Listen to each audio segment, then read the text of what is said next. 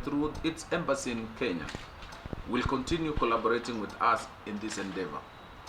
Let me also note the support we have received from the government of the United Kingdom in establishment of the DCI Child Protection and Anti-Trafficking Unit centers in Nairobi and Mombasa, provision of equipment and vehicles, and also supporting capacity building of the law enforcement officers. Ladies and gentlemen, for our country to effectively deal with human trafficking, it must have strong, comprehensive, and robust anti-trafficking law. As a country, we have been implementing the Counter-Trafficking in Persons Act 2012. However, to move to the next level, my ministry is committed to review the Act to align it to the Constitution and also to address the new dimension in trafficking in person. It is for this reason that the review of this Act is one of my performance contract targets in these victims. Towards this end, we have identified the need to establish government-run shelter for victims of trafficking rather than current situation where most victims of counter-trafficking are held in cells and even at times in prisons. And I think this is very sometimes it's very challenging, because sometimes we are holding children too young to stay in police cells and prisons for lack of proper care and housing provided by government.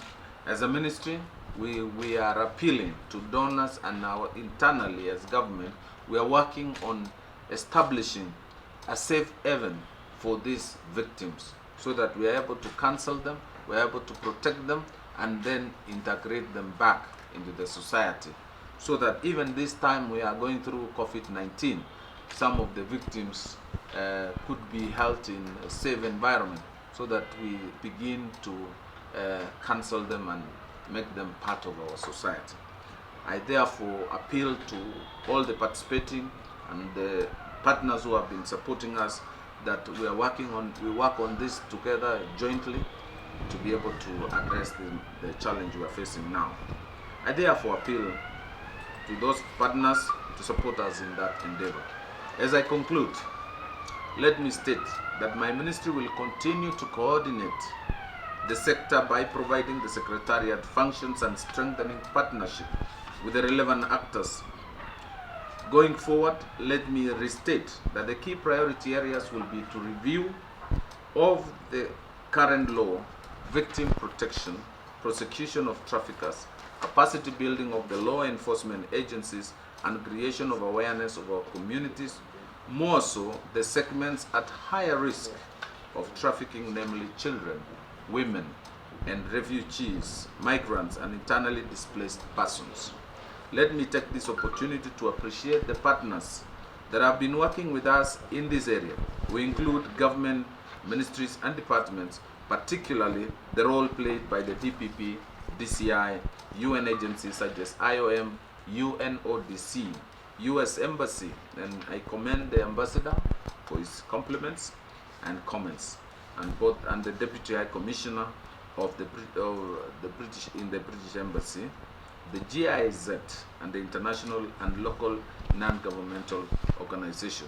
Without also mentioning the chairperson of the Trafficking in Persons Advisory, Mr. George Masese, and also Mr.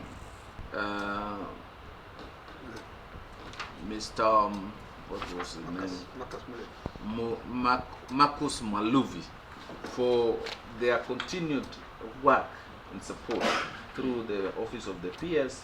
We've worked very well, and I want to thank you, and we continue working as a team. And truly, the numbers, the record, the report from you have said we are in the second tier. We need to move to the first tier, and I believe with these efforts and collaborations we'll be able to manage. And also kwa Kiswahili tu ningesema kwamba tumekutana leo kuzungumzia mambo ya usafirishaji na ya watu kupitia mpaka zetu, na tumeelezwa kwamba sisi pia tumekuwa tunahusika.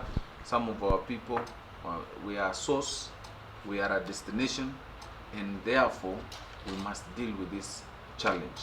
Ningeomba tu wale wasanii wahisani wote ambao tumekuwa tunafanya kazi pamoja, sisi tutashughulika na washukuru wote kama ofisi ya DCI, ofisi ya DPP na mabalozi wa Amerika, balozi wa Uingereza kwa kutusaidia ili tupunguze hii shida ya kusafirisha watu, kupeleka watu bila idhini yao. So many reports have been launched in this room on child trafficking, street families, and even child abuse and violence against children. All this must be brought to control, must be brought to zero, and that cannot be done by us ourselves as government. It can only be achieved through concerted efforts, partnering together and working as a team. So with those many remarks, may I quote the former UN Secretary General, the late Kofi Annan, who once said, slavery and actually human trafficking is modern day slavery. Honorable Kofi Annan said, slavery cannot be relegated to the annals of history so long as men, women, and children are still being coerced, drugged, tricked, and sold to do dangerous and degrading work against their will. End of quote. Ladies and gentlemen, we must end this crime of trafficking in persons, and may I call upon all of us to stand up and against this dehumanizing act against humanity. Thank you, and God bless you.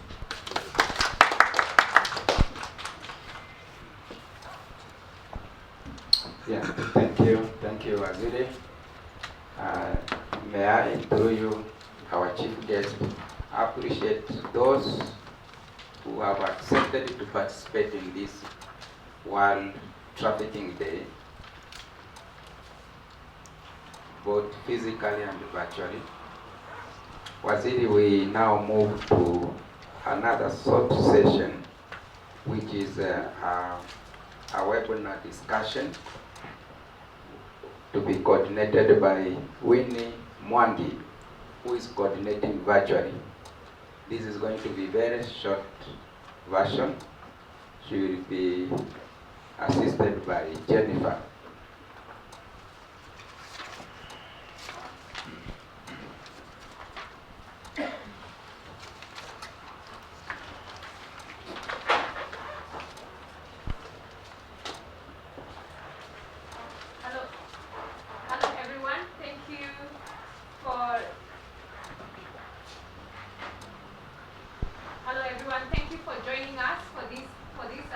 Amazing commemoration of International Day Against Human Trafficking. We're going to have such short session on this topic, and my co-moderator is Veronica Mwangi. Vero?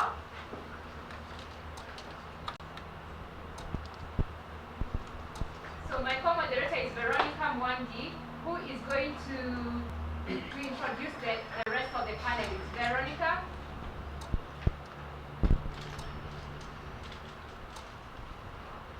You have to unmute yourself, Veronica.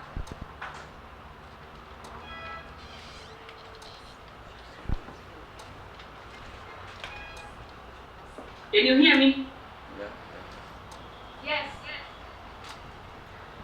Thank you, everyone. Allow me to first and foremost introduce myself. I'm Veronica Mwangi, Deputy Director, Kenya National Commission on Human Rights.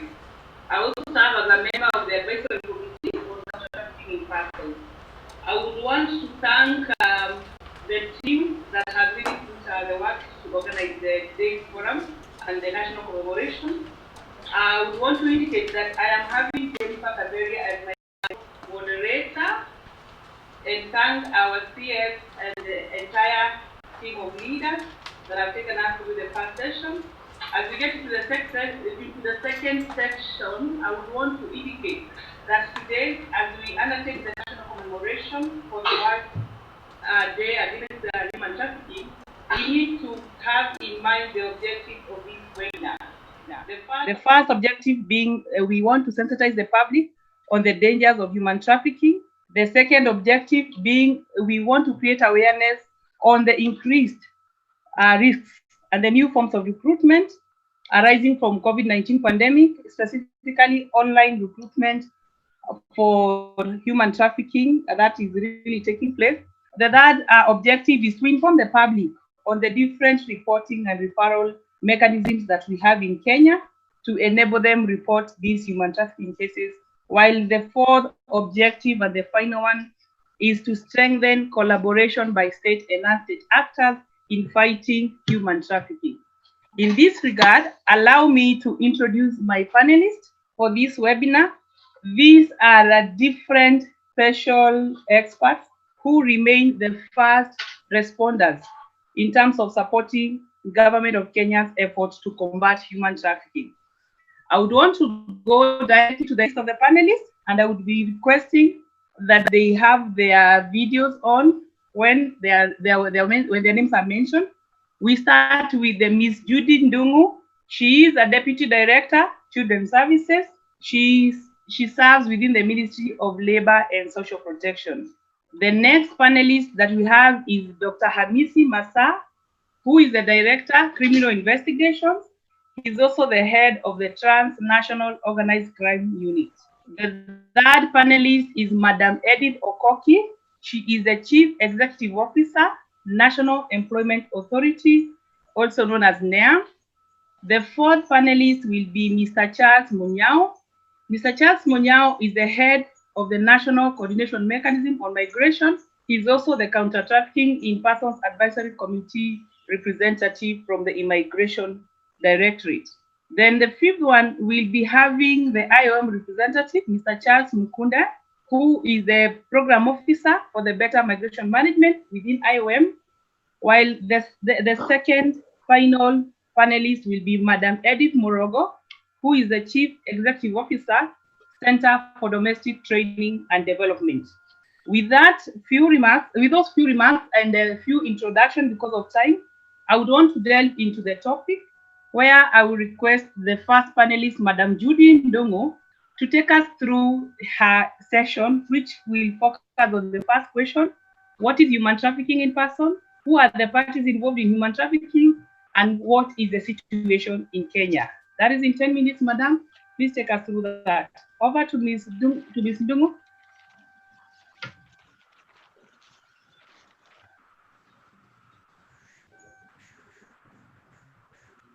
Madam Ndungu, Judy, are you there?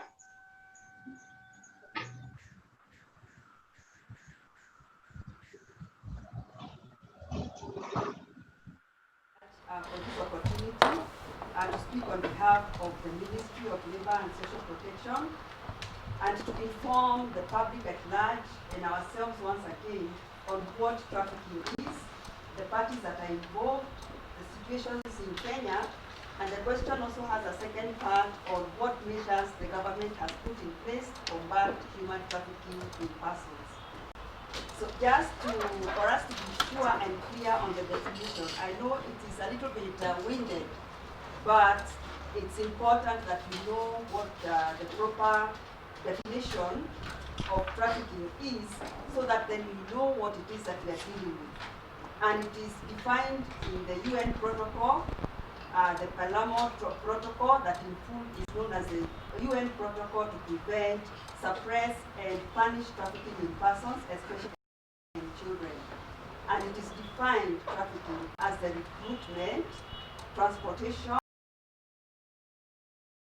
of the threat or use of force or other forms of coercion, of abduction, of fraud, of deception, of the abuse of power or of a position of vulnerability, or of the giving or receiving of payments or benefits to achieve the consent of a person having control over another person for the purpose of exploitation. So the purpose is exploitation. Trafficking in person can include, but does not require, movement. And there is no consent when it comes to trafficking. And for adults, we have victims who are both adults and victims who are children. For adults, there are three elements that must be present for us to declare that this indeed is a trafficking. And the first one is the activity, the second one is a means, and the third one is purpose. In activity, we are looking at recruitment, we are looking at transport, transfer, harboring, or receipt of persons. When it comes to means, we're looking at threat or use of force, coercion, abduction, fraud, deception, abuse of power, giving aid or payment or benefits. And then what's the purpose? Exploitation, for example, labor, sexual, or even organ removal. So that would be the purpose. When it comes to children, two elements are present. And this is activity, we've already defined activity, and purpose. So we do not need to have, or the middle activity of means is not necessary when it comes to trafficking of children. The two suffice for us to be able to define trafficking in children. Now, TIP also is worth noting that it can be confused with smuggling of migrants. And for the purposes of our discussion, it's good to be able to define what smuggling of migrants is. And this is defined in the smuggling protocol as the procurement in order to obtain directly or indirectly a financial or material benefit of the legal entry of a person into a state party of which is not a national or permanent resident. So who are the parties involved in trafficking? There has to be a trafficker and a victim of trafficking. So we talked about the victim, so I will not go over that again. But for the trafficker, they may work alone or in a small criminal group or in a large-scale organized crime network. Their scale of operation can range from victimizing one individual to victimizing large groups of people. Frequently, a trafficker is someone whom the victim knows on a personal basis, such as a family member, a friend, a romantic partner, or community member. And usually the trafficker will have the same nationality as their victims. Allow me to move to the situation in Kenya. Human trafficking affects every country of the world, and Kenya is no different. And Kenya has been identified in various reports, including the annual United States of America that previous in the speeches was made reference to. And it's been identified as origin, transit, and or destination country.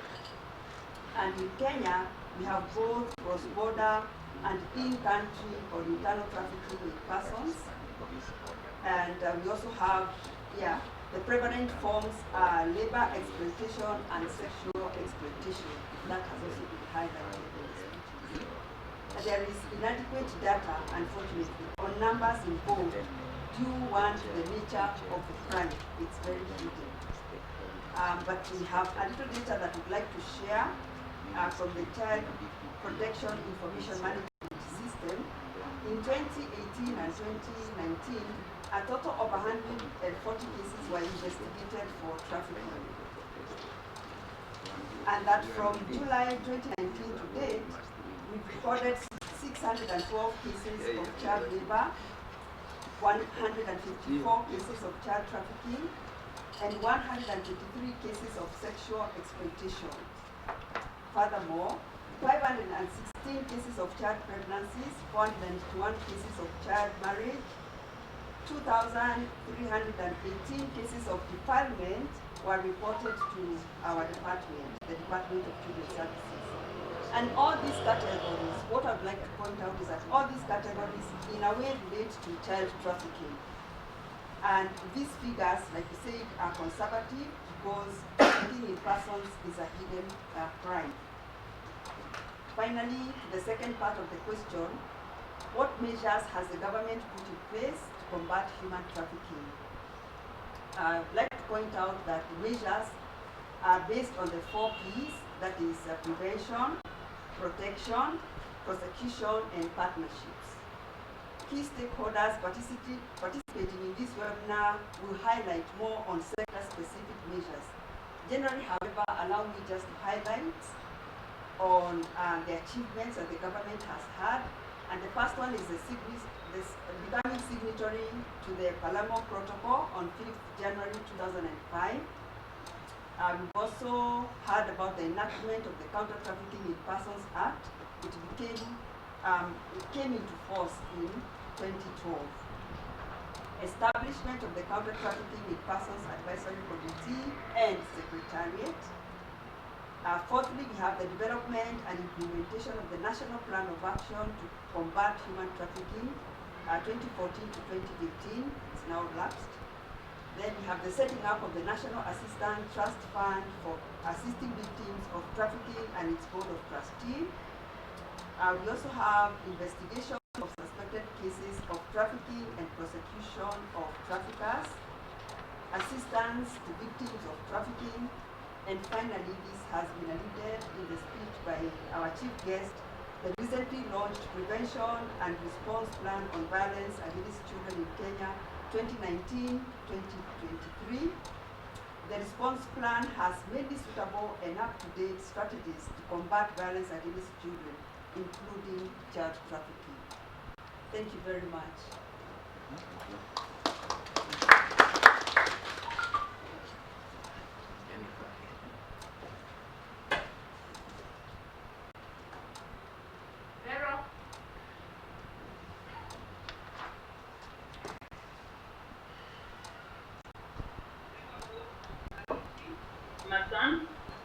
Dr. Hamisi, you will be helping us to understand what is the role of your institution in combating human trafficking, but also help us to appreciate what are the different challenges that weaken Kenya's fight against human trafficking. Karibu, Dr. Hamisi.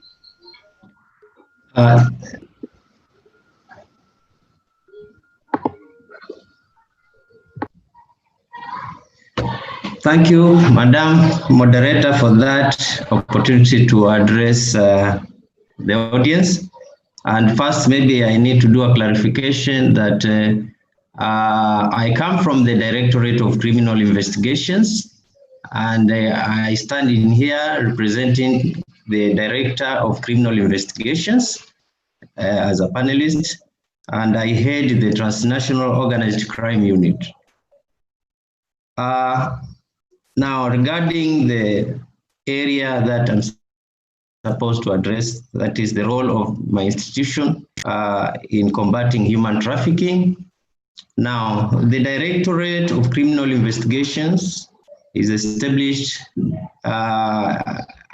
in the National Police Service, and it has a clear mandate and functions in the National Police Service Act, and critical functions that relate to this subject. One is undertaking investigations on serious crimes, which include human trafficking, and also other serious crimes related to human trafficking, like money laundering, economic crime, narcotic crime, organized crime.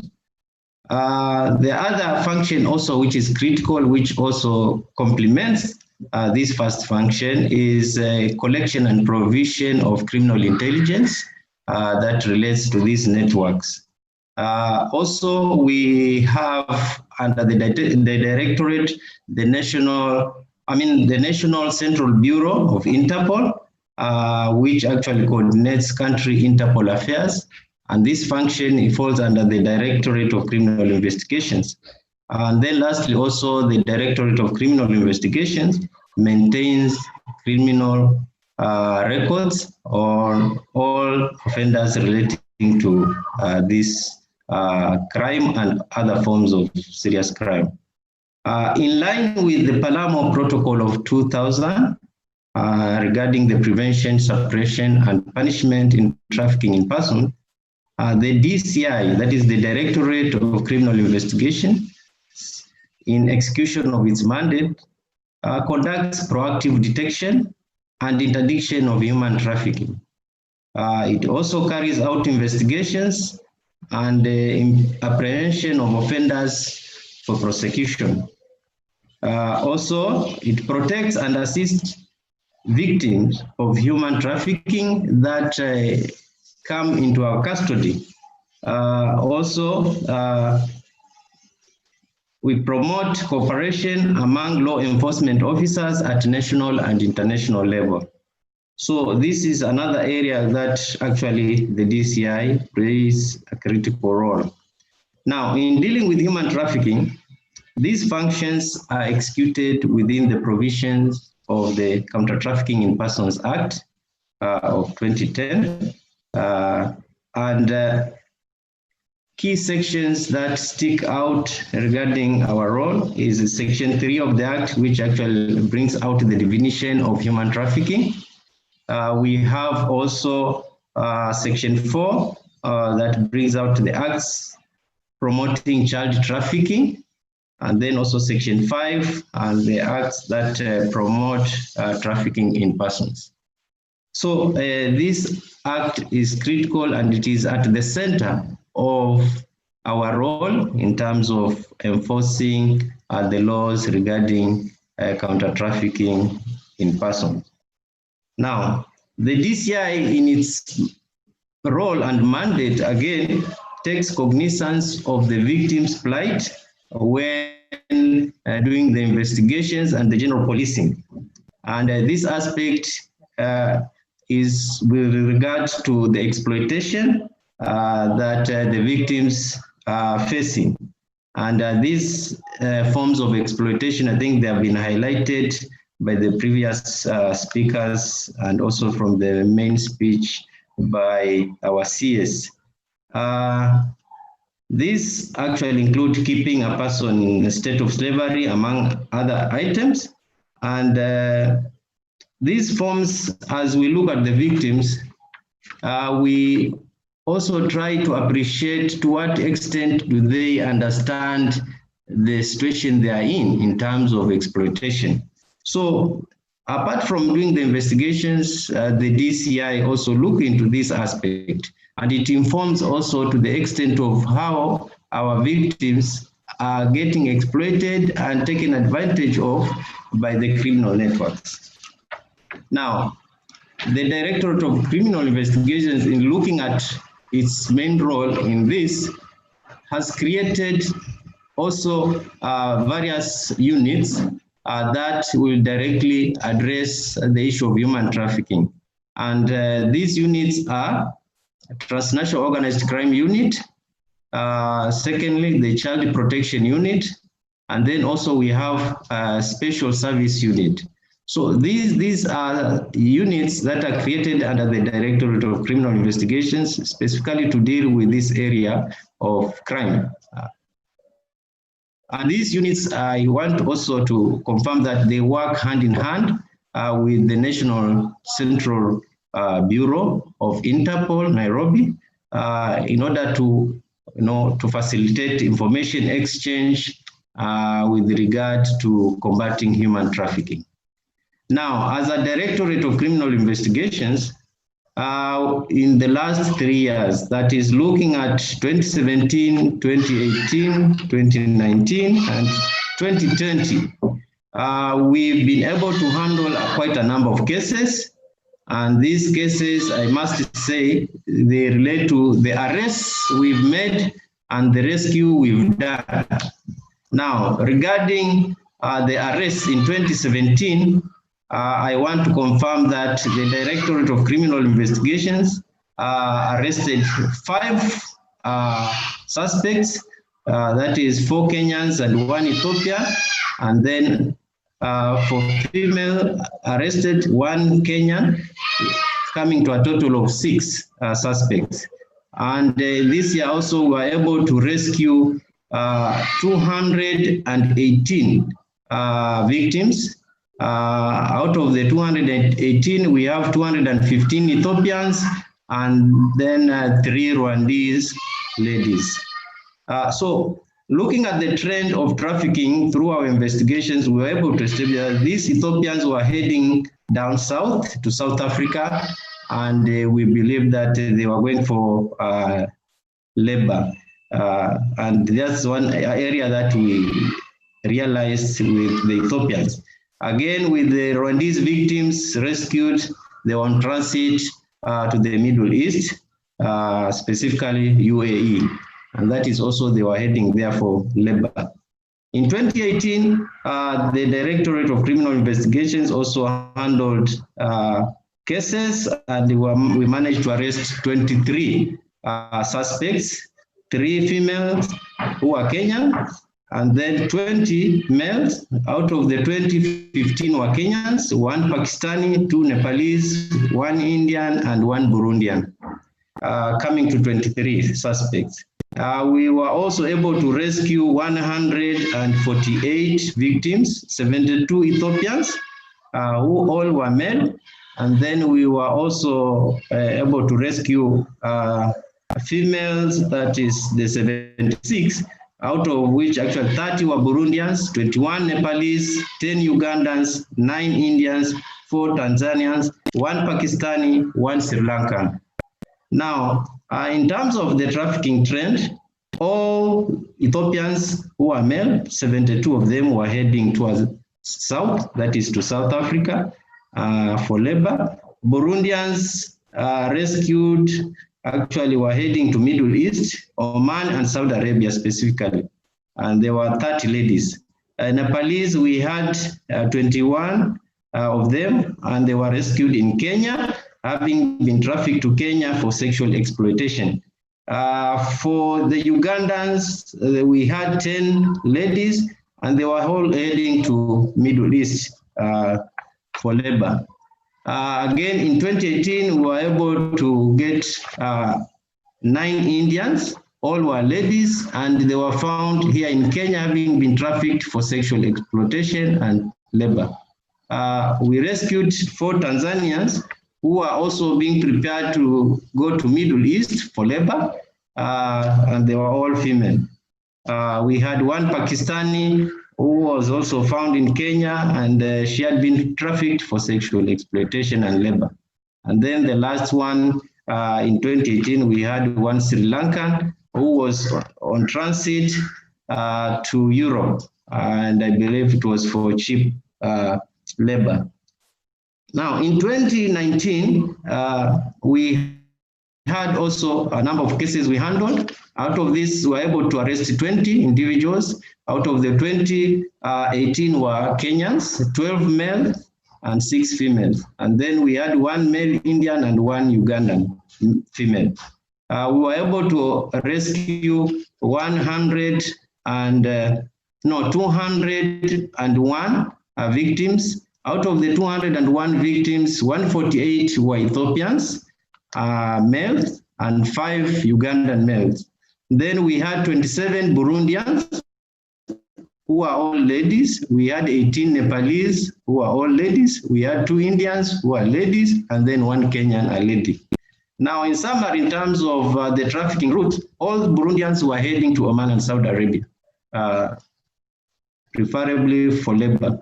And then Nepalese, also we rescued them in Kenya, and it's coming out that all these Asian-based victims were coming into Kenya for sexual exploitation and labor.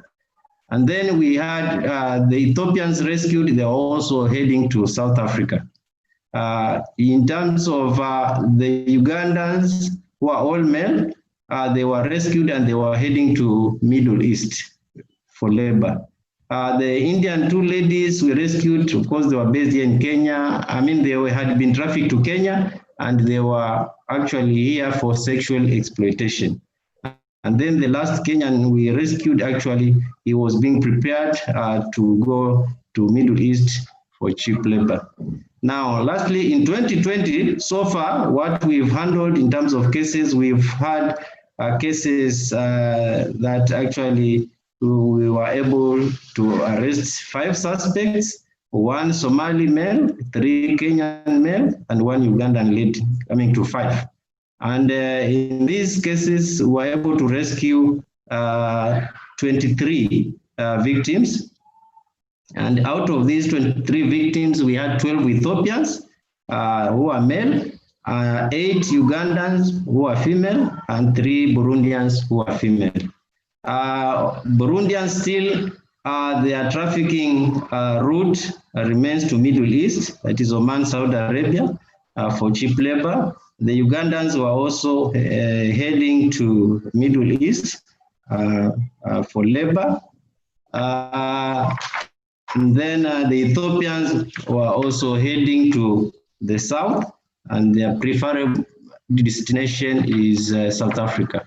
So in summary, we've been able to handle cases in 2017, 2018, 2019, and 2020, having managed to arrest 54 suspects related to trafficking in persons, and then an additional 15 arrests which were made in 2019 on cases related to child trafficking.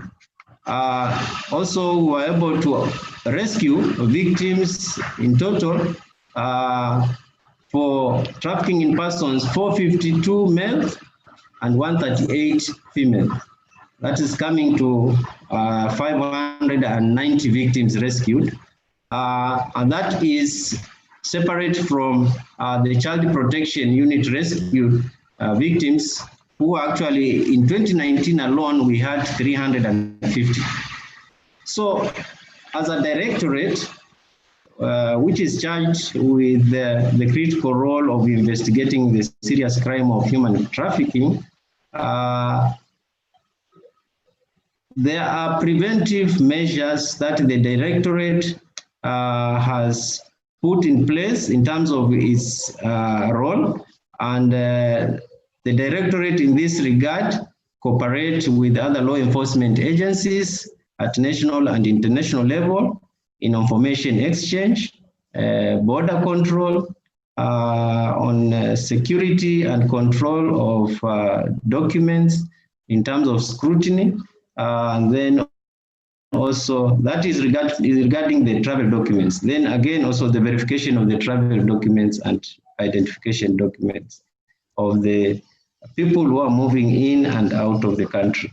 To enhance its collaboration network, the DCI also has entered into partnership with foreign law enforcement agencies to enhance its capacity, especially with regard to the specialized units that deal directly with this crime. That is the Transnational Organized Crime Unit and the Children Protection Unit, where we have the NCA of UK, who have continuously supported these two specific units in the Directorate of Criminal Investigations.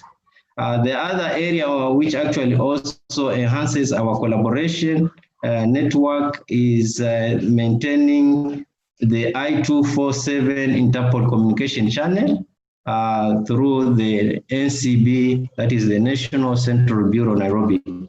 Also, as a directorate, we've embarked on capacity building for law enforcement and surveillance through training programs offered locally and international. This again, as frontline officers in dealing with human trafficking, to have the kind of officers who will be able to deal with this nature of crime. In terms of collaboration, again, the DCI is using collaborative multi-agency investigations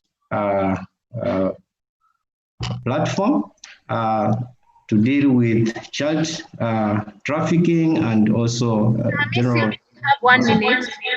Okay, great. Can I finish maybe? So lastly, maybe looking at the other aspect of the question, challenges that weaken the fight against trafficking in persons. One area is criminalization of human trafficking. These include, we've observed that low public awareness in those victims we get, not knowing the seriousness of the threat. The delicate balance of human trafficking on victims and illegal immigrants. And also we've realized the challenge of dealing with the underworld human trafficking networks in this world of change in technology and the internet.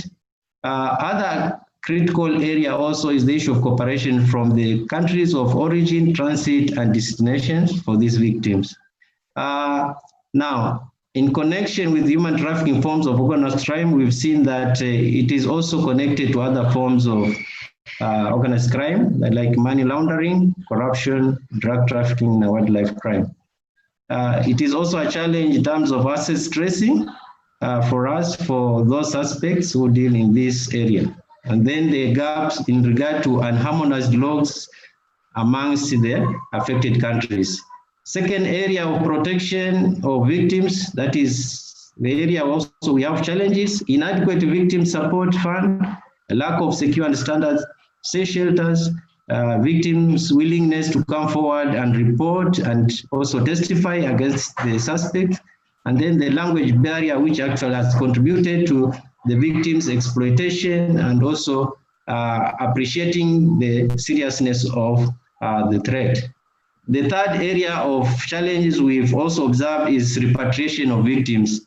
We don't get much support sometimes from the countries of origin for these victims or from the countries of destination. Also, in terms of building resilience for these victims, the countries of origin have not been doing much because we've been seeing a relapse. People are rescued, they go back to their countries, we rescue them again here in Kenya.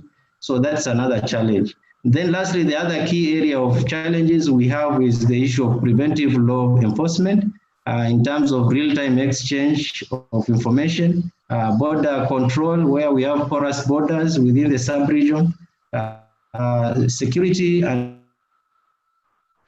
control of travel documents by the affected countries. And then lastly, the conflict hotspots within the sub-region have provided breeding grounds also for human trafficking victims. Thank you so much, moderator. Thank you, Dr. Hamisi. Thank you so much. I hate to interfere, but that was really very comprehensive, and thank you so much for that input.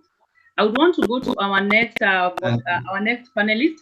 Please don't mind. I can see the questions are still coming on. We encourage the participants to keep on typing the questions. And for the panelists, don't worry, we will have a bit of interaction with the participants on both fronts when we get to plenary session after this. So, Madam Edith Okoki, you will be helping us to appreciate what is the role of NEA, National Employment Authority, in combating human trafficking in Kenya, and also please delve in a bit on how can we strengthen the fight against human trafficking in Kenya. Please, you're welcome, Madam Edith.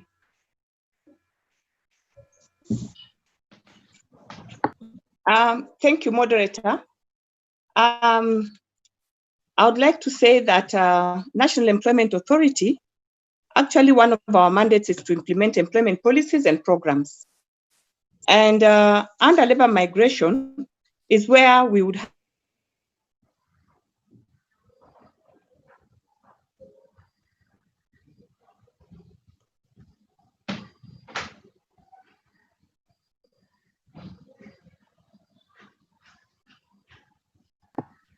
employment agencies. We also monitor their operations so that they can enhance ethical recruitment, so that we can combat trafficking in persons. And the regulations of recruitment agencies relate to knowing the ownership and management of those agencies, the capital requirements of the private employment agencies. We insist on a capital base of at least 5 million. The duties of the persons who are conducting those employment agencies is clearly spelled out. And also we insist on having statistical returns that they give to us monthly. Before an agency is registered, there is a multi-agency committee that vests these employment agencies, and it comprises of officers from the Ministry of Labor, and the National Employment Authority acts as the secretariat. We have the Ministry of Foreign Affairs. We have the Office of the Attorney General, Directorate of Immigration.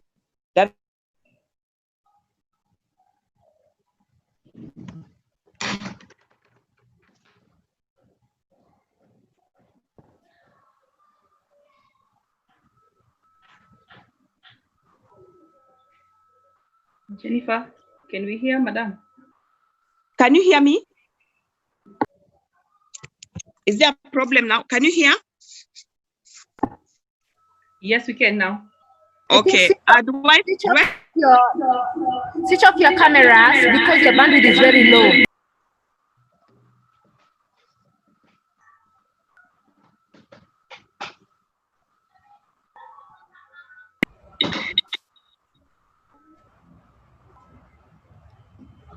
It comprises of Ministry of Foreign Affairs. We have the Ministry of Labor, and the National Employment Authority actually is the secretariat to this committee.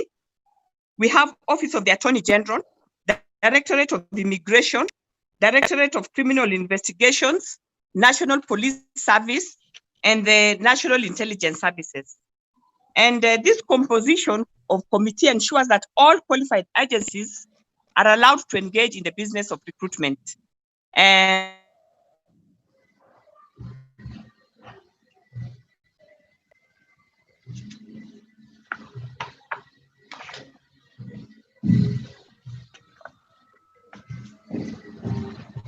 Jenny, can you look at the technical issues on that side?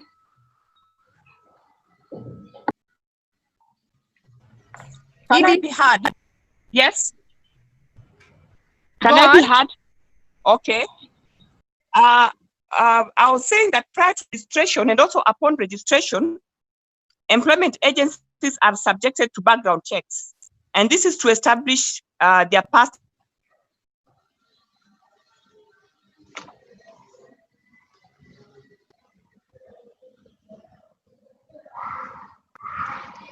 Edith?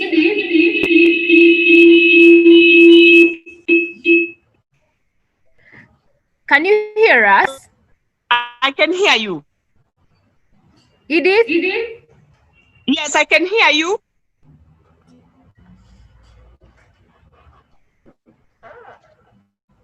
Veronica, I think we've lost her. Yes, but I can still hear her as communicate. So maybe what I'll do, we can go to the next panelist and allow Edith to look at the network. Madam Edith, is that okay with you? So that then we save on time? Madam Edith, sorry, we seem to have lost you. We can't hear you. Allow me to go to the next panelist, Mr. Charles Munyao. I will come back to Madam Edith later on. So Mr. Charles Munyao indicated is the head of National Coordination Mechanism on Migration. He will be responding to the question, how can we strengthen the national referral mechanisms in Kenya and combat human trafficking? Mr. Munyao, you have your turn, please unmute and communicate. Okay. Thank you, the coordinators. Please switch on your camera. Okay. Any better? Hello?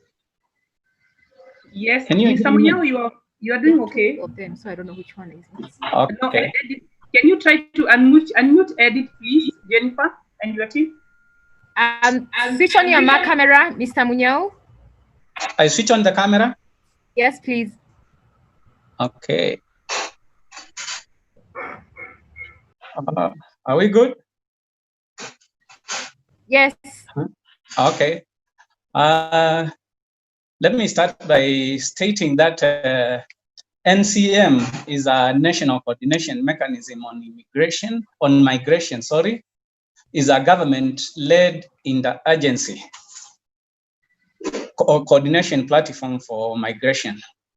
This is a new outfit which has been brought into place because of realization that there are various stakeholders of government and non-governmental organizations which deal with migration.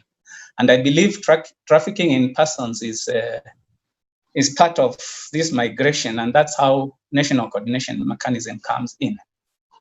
Now, in NCM, we facilitate collaboration, cooperation, and coordinated interventions among relevant stakeholders with migration-related functions.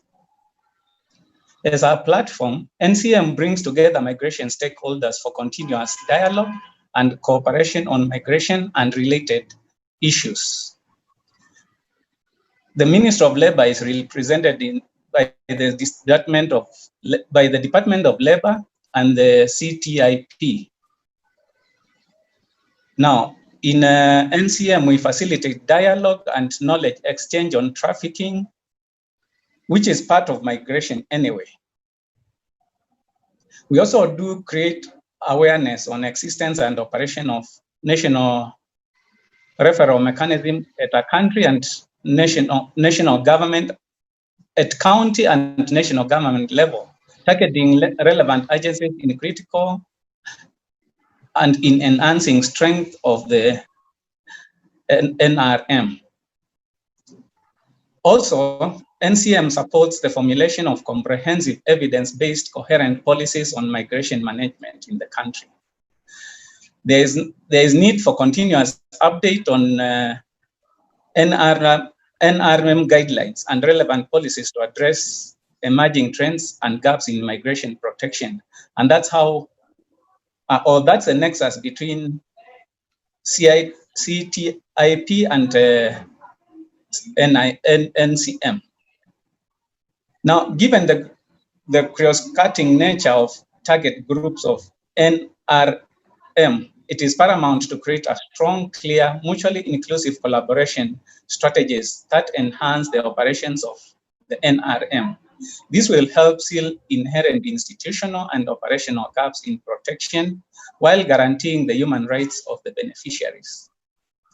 I must admit that I've been involved in immigration issues, specifically in immigration issues for a long time, but traditionally, trafficking in persons was looked at as a criminal activity, more so and especially to the victims, while the perpetrators have been going scot-free. And I think with the coming up of counter-trafficking in persons, we are seeing now a change in the nature of perception of trafficking in persons, looking at them as victims, not perpetrators, and also going directly to the perpetrators who are the traffickers themselves.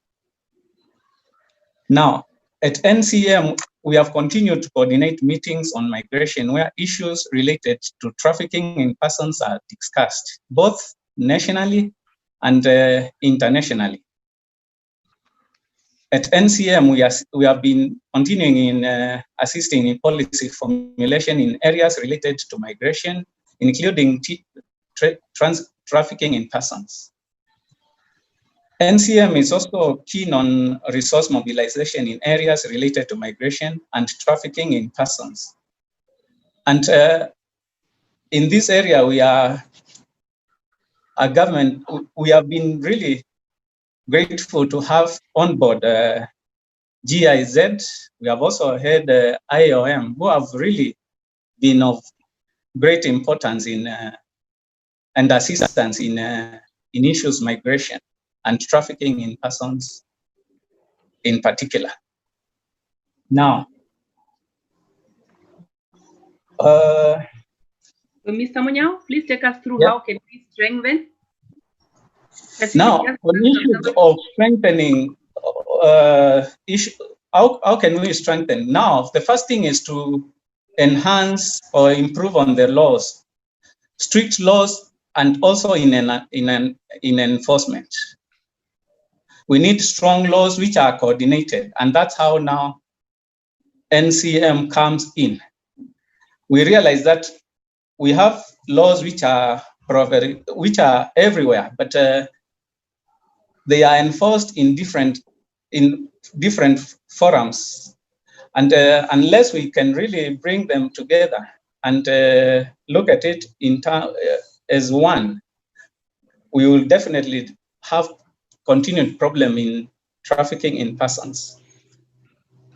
Now, the other issue is to deal with the push factors. We must look at reasons why people are being trafficked.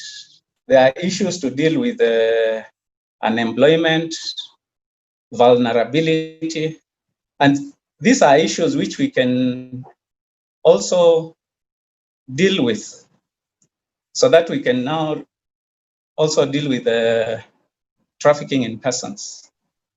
We need also to raise awareness on trafficking in persons so that we can get it clear that we have the victims. Now, if we can really identify victims, we are able to identify victims, especially in those agencies which directly deal with the persons who are being trafficked. Here we have the police, we have immigration, we have prosecution, the DPP, we have other government agencies, even the labor agencies. Then we would be able to strengthen our resolve towards dealing with this. Also helping survivors so that they can come out. If survivors know that we are able to help them, I'm sure they will come up, and that's how we are able to really deal with the perpetrators. Thank you. Thank you so much, Bona Charles Munyao. Thank you so much for that guidance. Allow me to bring on board Madam Edith Okoki. She's now fine. Madam, please take over. Thank you so much. Thank you, Veronica. I quickly just want to go through what we do as the National Employment Authority. And in the area of trafficking in persons, I hope you can now hear me. Very well, Madam. Yes, and in the areas of trafficking in persons, that is under where we really encounter this is under the private recruitment agencies that we do license. And we have a multi.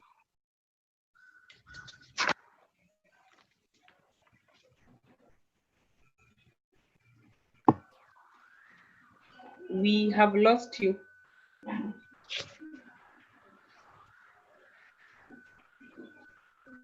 Madam Edith. Oh my, you can speak closely to your phone.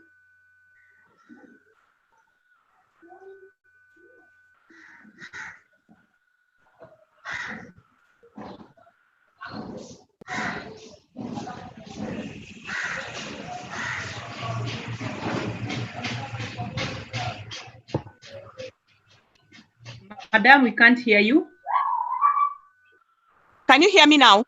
Yes, Okay, yes. then I think you can hear me. Yes, we can. Please proceed. Okay, I'm saying we have a multi-agency team that looks at the recruitment agencies before they are licensed, and some of the how we try to combat trafficking persons is by giving pre-departure training to any destined somebody who is going to work outside this country. And we are now insisting under our regulations that the pre-departure should be mandatory. We also try to enhance self-regulations of the recruitment agencies, and they have a code of conduct so that and we also give them training to encourage ethical recruitment. We have institutional and regulatory frameworks that govern our work, and that as we now have a draft labor migration policy, we have a bill, and we have the regulations also for the employment agencies. And we have tried to put all this information on our website so that Kenyans are informed. And also we've developed some handbooks informing them on what to do before they leave this.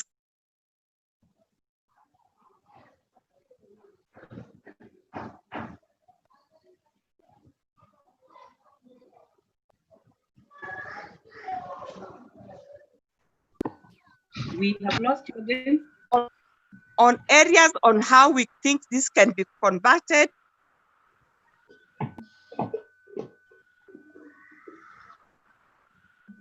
Madam, let's go to the next question. How can we strengthen in 2 minutes, please?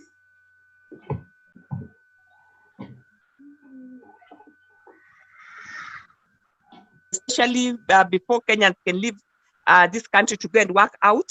And also for the government agencies that deal with these issues to have a seamless way of working. Thank you.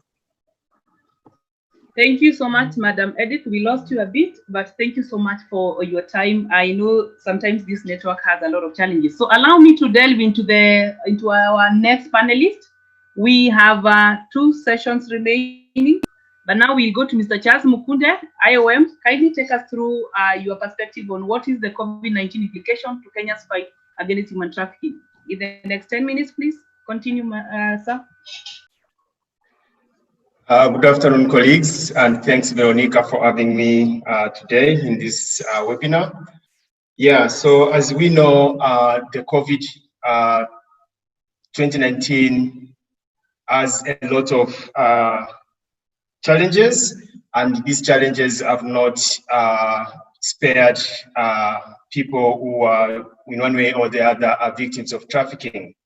And the more challenges that the COVID-19 poses is in terms of the job losses and the means of livelihoods that are being affected. And once this happens, it means that people would want to get more opportunities and more options. And in the process, because of what we already know, being the regulations to combat or to fight the pandemic, that will not allow them to reach to their aspirations.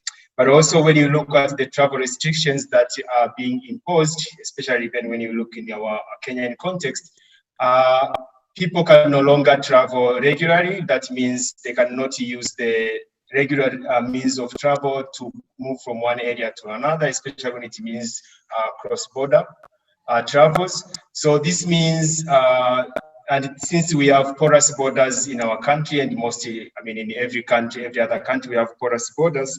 So people will be forced to use the ungazetted routes, and this would mean that it exposes them to the traffickers and the smugglers as it is, to take the advantage of the fact that borders are crossed and they cannot move across the borders. But since they still want to move, or traffickers would want to traffic them, they will take them, or they will have them pass through the unregulated or ungazetted borders. Another challenge that COVID-19 poses in terms of exposure to situations of human trafficking is when you look at the modus operandi of the traffickers. So traffickers always take advantage of crisis, and this being a crisis that no one was ever prepared to tackle it, and looking at the containment mechanisms that are being put in place, then traffickers take that advantage to recruit their victims. And by so doing, of course, the law enforcement will be busy looking at how to contain the pandemic, whereas the traffickers, for them, they will be busy on recruiting and taking advantage of people that need to get their livelihoods back. But again, it's the other new normal way of doing things. And as we see from the containment measures that have been put in place, with the schools being closed, with most of the offices telecommuting, it exposes a lot of people into the use of online platforms. And the online platforms is another breeding ground for trafficking, and especially when we have, for instance, children who are now doing, the online schooling. Again, this is where even the traffickers can infiltrate and penetrate that platform and start their recruitment. And we know, and we have seen in most cases in the social media, where we are, in the media and even in the mainstream, where we see that some traffickers are busy recruiting children, but not only children, also adults can be recruited through this, because now the online platforms, they are having a heavy traffic in terms of their communication, and this is where now the traffickers can also penetrate that. Another issue that we want to look at, especially when we see how COVID has affected our responses to COVID, to human trafficking, is if you look at the resources that are always allocated for human trafficking, at the moment there's a depletion of resources. The resources, and I think as we heard from the key speakers and some previous panelists, we see that now resources are being channeled to address issues of the pandemic, forgetting that there are other areas where we need to have these resources injected in. We have heard of people that are now the shelters and other places where victims of trafficking are normally given the services. Then these services are no longer there, or they are now being given at very minimal quantities because the resources are being depleted, and most of the resources are now channeled to look at the pandemic. And again, this also poses them to when I mean, it was mentioned earlier on the issue of national referral mechanisms, where you have to have people, I mean, experts or service providers providing the much needed services for the victims of trafficking. And this is not possible now because of the nature of how the resources are being allocated to other areas. Charles, your time is over in a minute. Please summarize, kindly. Sure. So as I finish, I think, again, one last point that I want to also outline is that with the way we are now experiencing, there is high cases, reported cases of sexual violence and gender-based violence.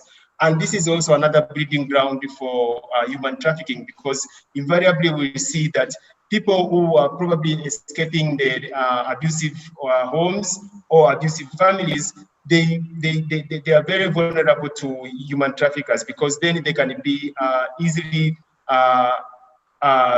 given promises by human traffickers that once, I mean, they can be given maybe jobs, or they can be given better opportunities elsewhere. So we are seeing that COVID-19 is escalating, or is also adding more challenges to what we already have in terms of fighting human trafficking. And again, our jurisdiction is not different, because it has not been spared, because this is also something that we are seeing all over the globe, but even within our jurisdiction. Thank you very much. Thank you, Mr. Charles Mkunde. Thank you so much. So allow me to get to Ms. Edith Morogo, the CEO of our Domestic Training and Development Center. Madam Edith, please come on board. Again, speak briefly on COVID-19 implication to Kenya's fight against human trafficking. Madam Edith, the floor is yours.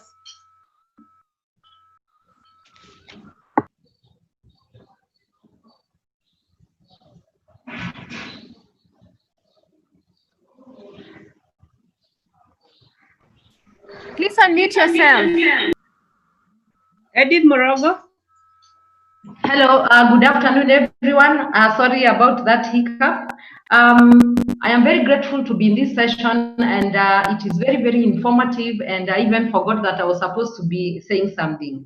But nevertheless, I think we all know that COVID-19 has brought in its wake joblessness, loss of income, and this is exerting pressure on the national economy and individual incomes. Livelihoods across the board have been affected, leaving people who are once self-reliant vulnerable to the effects of the pandemic.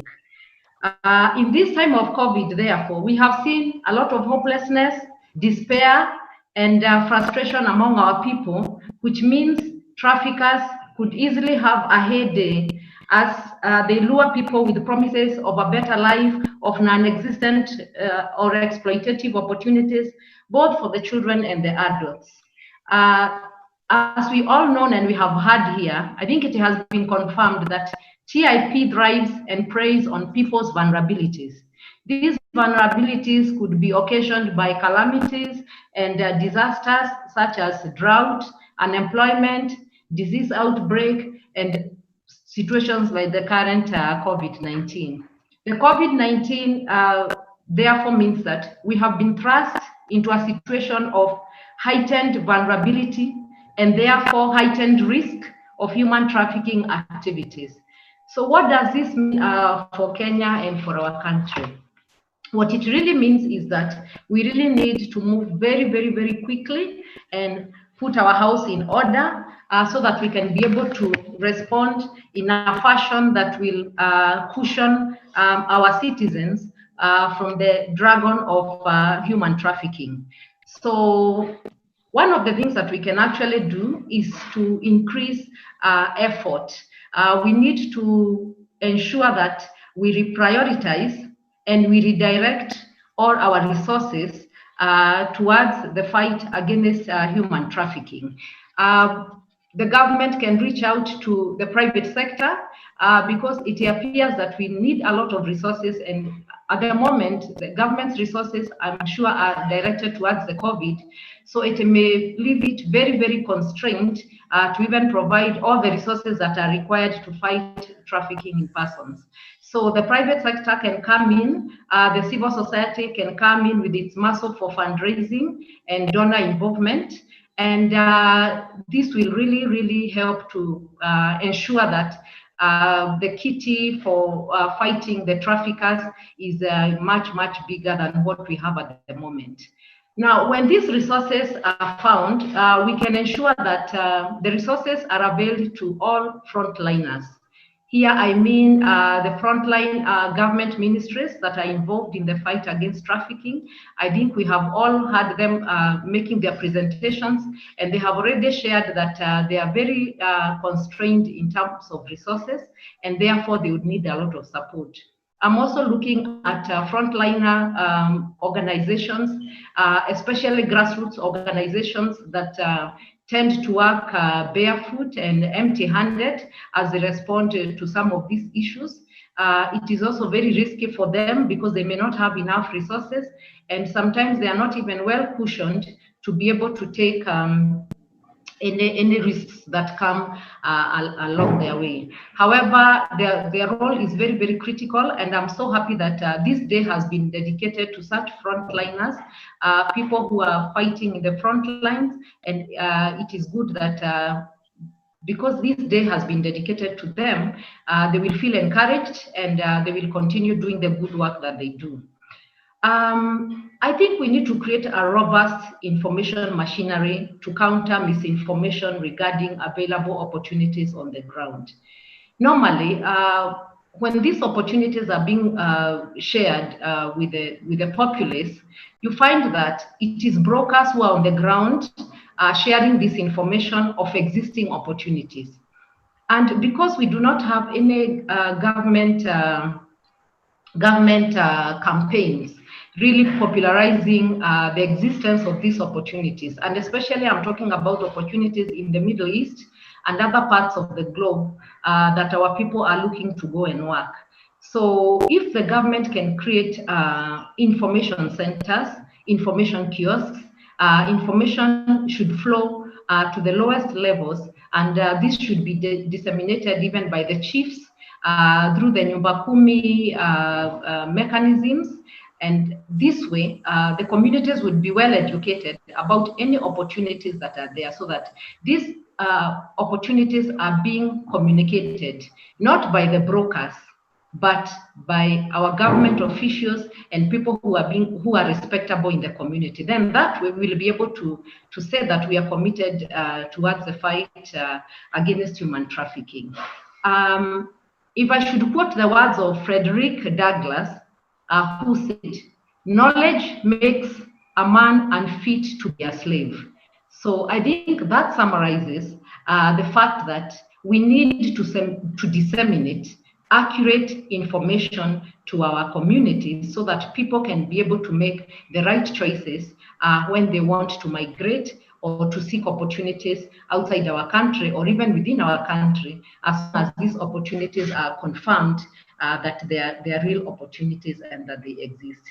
The other thing is that we need to be very vigilant, all of us. I think the issue of online grooming for our children and our youngsters has already been overemphasized.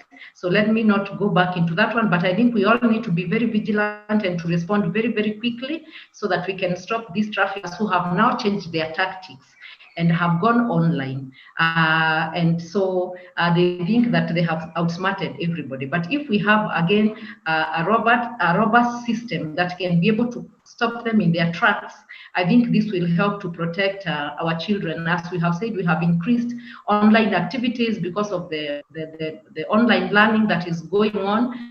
Obviously, also there's a lot of boredom for our children and young people. So when they are at home, they are spending a lot of time online, and therefore they are very, very, very vulnerable to these sex pests who are preying on our children. Thank you, Madam Edith. Yes. Let me just conclude by talking about the issue of shelters, because I think this has been the missing Go link. ahead. A minute. The issue of shelters has been mentioned in passing by some of the speakers who have spoken before. But I think we will never be able to get all the convictions that we want without shelters. Shelters normally help to preserve victims, to prepare them so that they can be courageous enough and to be able to confront and to speak against the traffickers.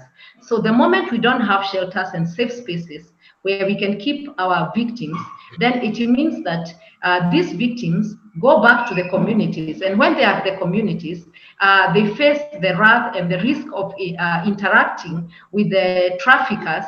And so they are normally compromised. They are given money, and also their families are compromised, so that they frustrate the judicial processes.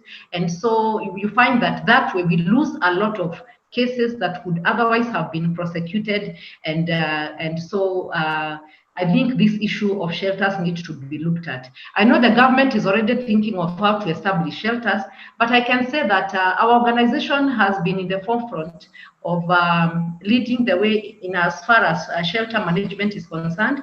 And we have started an initiative that is bringing together all the shelter service providers in Kenya. And I'm very, very happy to report that we have managed to actually bring together about 37 private shelters, and we are already speaking to each other. We have a WhatsApp group, and we are able to do a referral of victims at the click of a button. So thank you, Edith. Yeah. Edith, please allow me to cut you short, and thank you so much. Thank you for that input. Allow me now to, I understand we have our chief guest, Bwana CS, and the team are supposed to get into another meeting. And as such, I will be requesting my colleague Jennifer to take over briefly, read through the questions. There are questions which will respond in writing to the specific persons, but there are few which you can respond in the next 5 minutes only. Jennifer, over to you. So much, Veronica. So I have looked through the questions. Some of them are quite hilarious. I don't think I will read up some of them. Jennifer? Yes. Can you take over the questions? Yes. Can you hear me?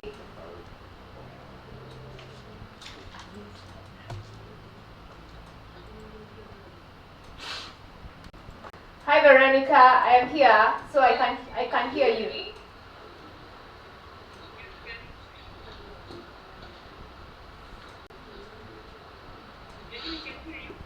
Okay, so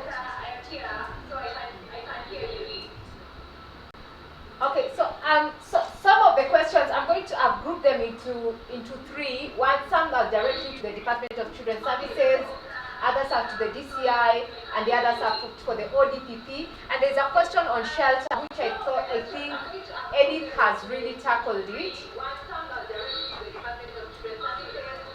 So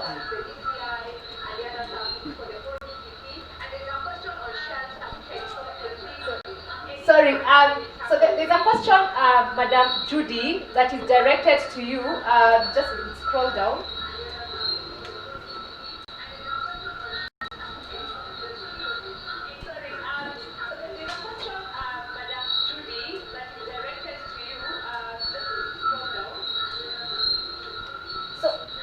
Madam Judy, there's a question that the question is about what you're doing about children on the streets. You know, those children who have come from Tanzania and they have been put on the street, their disability, and people know they're from Tanzania. So there's a question about that, and like, what are you doing about that?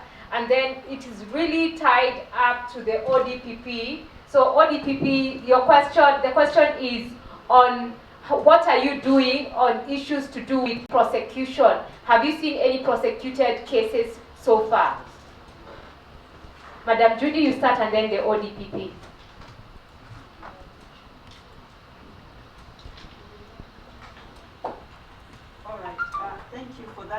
protection. I think for that, we would like to say that we now have a fully fledged street families fund that is handling the issues of street families, both grown-ups and children. And they've done a mapping, and I think that is a precursor to exactly what the action that will be taken around that issue. Yes, and the report that they have after their census is that indeed we do have quite a good number of children from the neighboring country, and yeah, it will be addressed now with that international angle in mind. I think that's what I can say now. Unless maybe the PS would like to add to something. You want me to comment? Yes. Yeah, why not? Yeah, as averred by Judy, the ministry has already a saga street family rehabilitation fund, which is addressing some of these issues. It is not true that all the children you see in the streets are from our neighboring country, one country. That is not true. This majority are from within. And there are two push factors which the government is trying to address, not just Minister of Labor and Social Protection. And I'm happy that the Director of Public Prosecution and DCI, Minister of Interior, it is a wholesome regime of rules and regulations which we are putting in place. But currently, during this COVID period, the government has identified institutions across the country where not just children in the streets, but also those mamas, wazee unapata kwa streets. Remember, there are those in the streets begging, there are those literally in the streets living there, and there are those day scorers. In the morning they come, they beg, they go wherever. So the government is trying to address these issues. We request that these are human beings.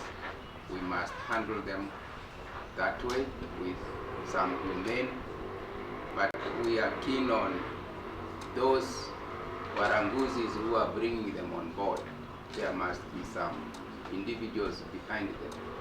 I think the government is training its eyes on those who are responsible. But currently we have a fund in place as a ministry, and the institutions have been identified, and most of these children have been taken to those institutions.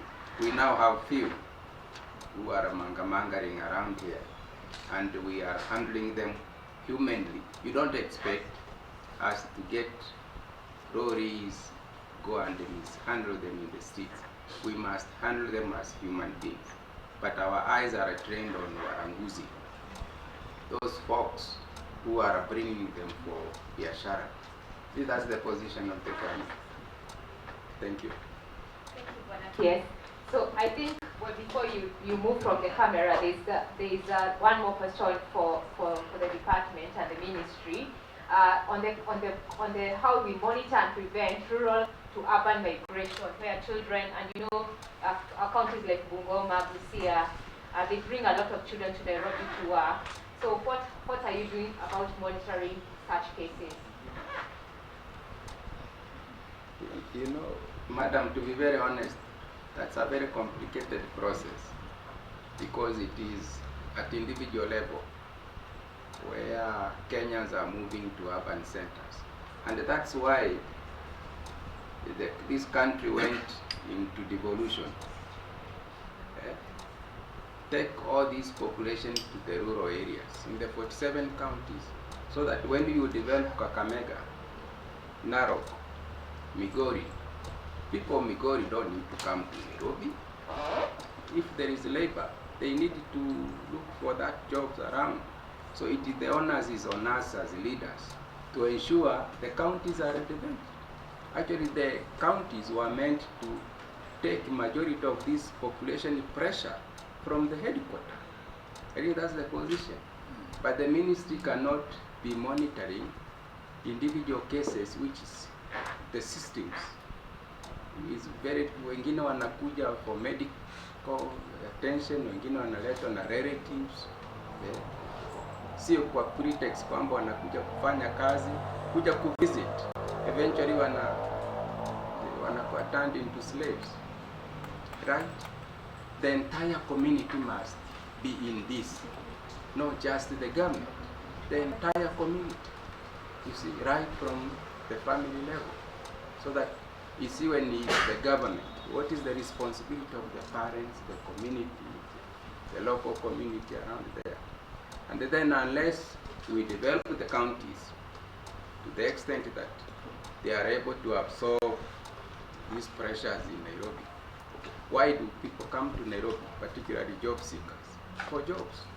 But these jobs can be gotten in the county if counties are properly developed with proper infrastructures, industries.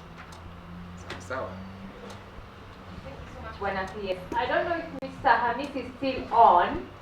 There's a question, actually I think two of them to the DCI. There was another one on if you, so the first question, Mr. Hamis, are you still there? If you're there, I think this question goes to you. What does the capacity of the DCI staff on internal trafficking, and do we have regional and national office we can refer, we need refer? And there was a question on how can we report at the county level or at the sub-county level, how can you report issues to do with trafficking? Bwana Hamisi, I don't know if you're still there. Bwana Hamisi?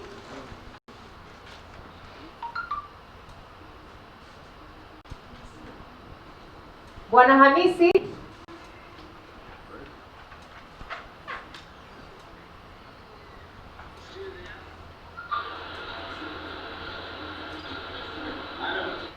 Bwana Hamisi?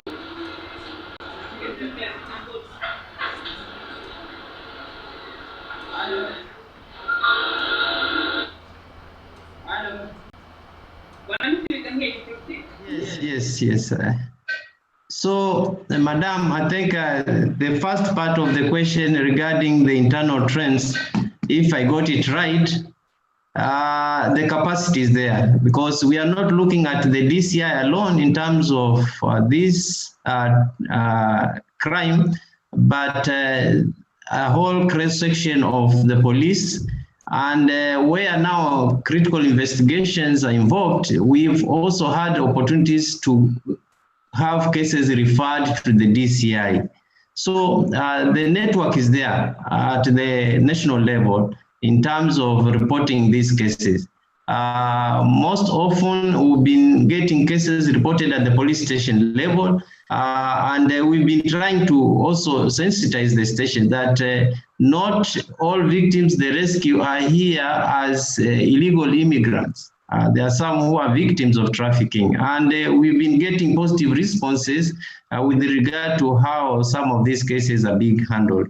So at the national level, in terms of looking at the internal trends, I think we have the capacity to do that.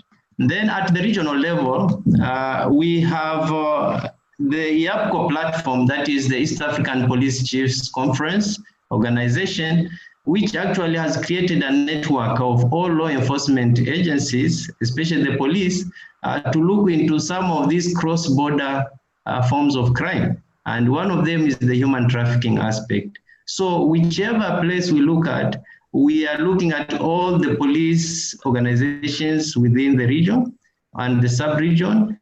And also we are looking at the channel of the Interpol. Each country has a national bureau for Interpol, and this is another office that actually assists us a lot in terms of information sharing and exchange. To you, Madam.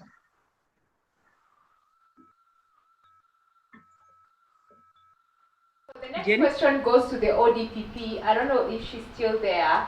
And I don't know if it can be projected. The question is still there, but it's on persecution. And the question is, why are some of the perpetrators are still on the loose? So the lady who was representing ODPP. I don't know if she's still there.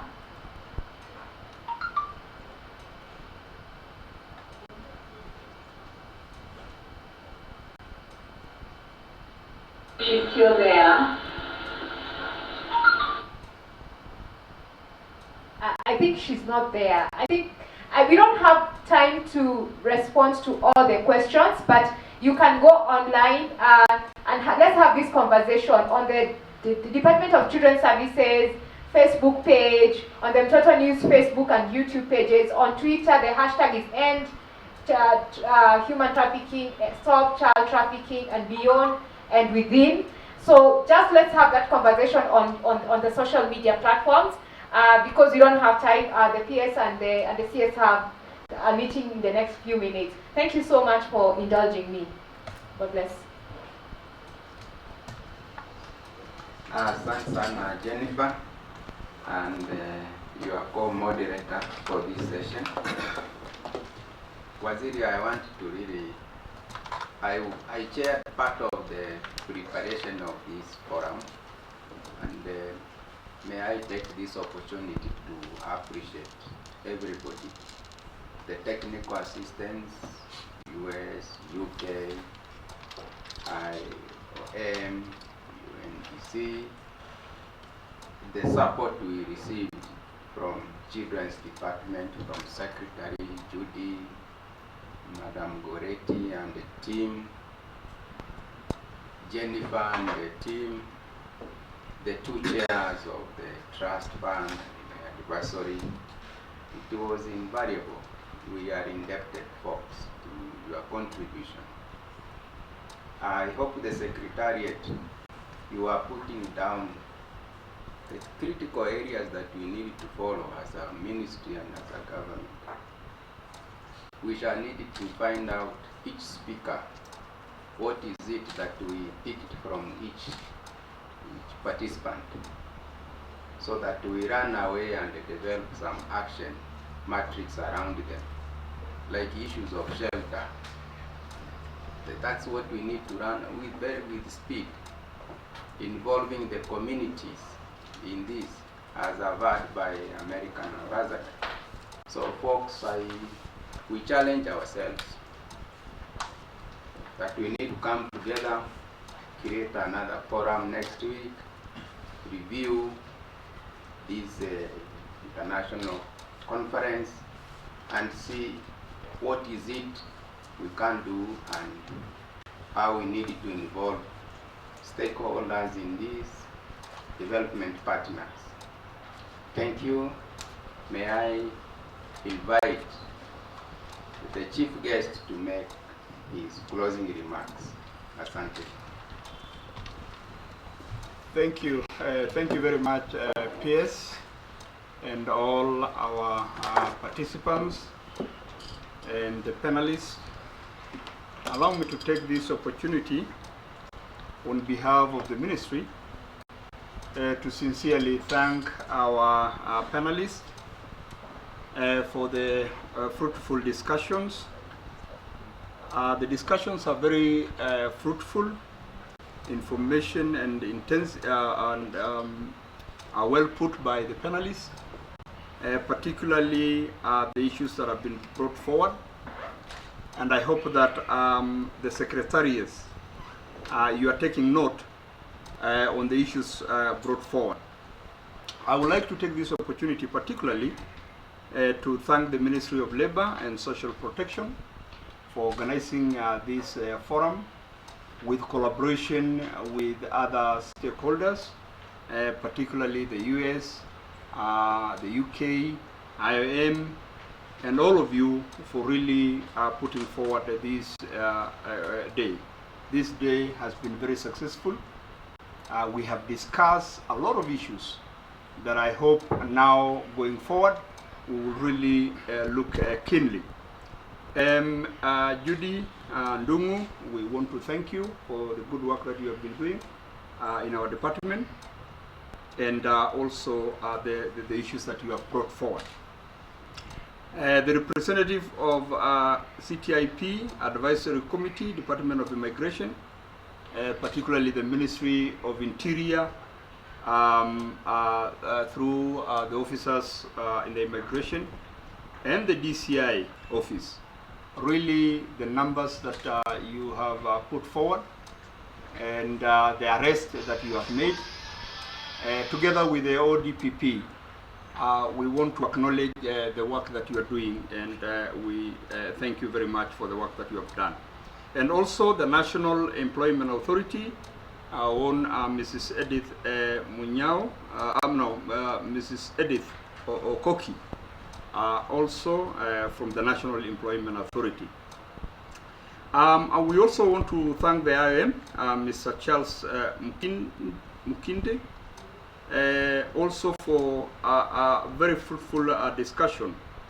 There is also an issue that has been brought out by Mrs. Edith Murogo, that we need to have information to be disseminated to the ground by the government officials instead of giving middlemen to do that work.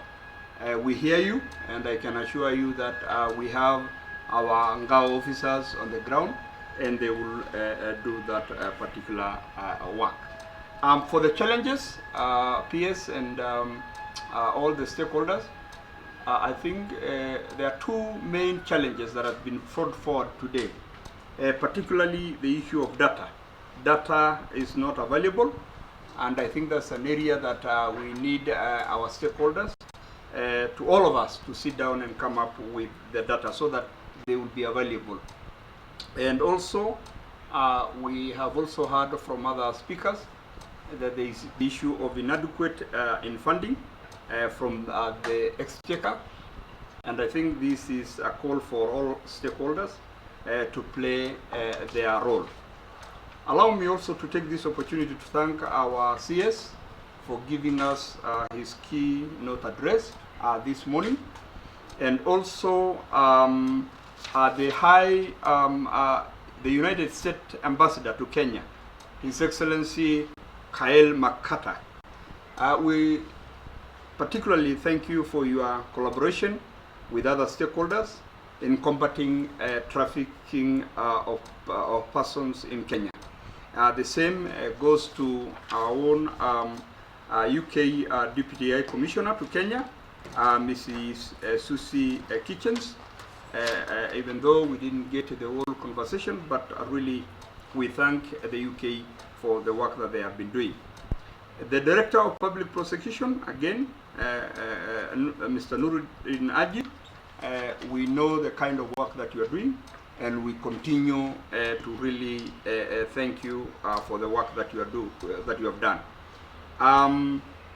The chairperson, Counter Trafficking in Person Advisory Committee, Mr. George Masese, thank you very much. We acknowledge the work that you are doing and you continue to do. And as a ministry, we really thank you for the work that you have been doing. The same thing apply to my good friend, whom we have worked before, the chairman, National Assistant Trust Fund for Victims of Trafficking, Major Marcus Mulevi. Thank you very much for the work that you have been doing. Also, the Chief of Mission, IM Kenya, County Office, Mrs. Sharon Dimbache. We also want to thank you, all our stakeholders. We really want to appreciate the work that you have put for this day to be successful. Also, I'm not going to forget our own department officers who have really been working day and night to making sure that this day is successful. Last but not least, the Fourth Estate. Thank you very much for covering this particular day, and we hope that you send this information to other media houses so that we can get this, we can put this information forward to the public, so that people can know that trafficking in person still exists, and what we are doing is we are trying to compact and making sure that we end this heinous behavior in our country. With those very, very few remarks, thank you very much. I now declare this day officially closed, and thank you very much for all of you. Yes? Asante sana. Thank you so much, folks, for participating. And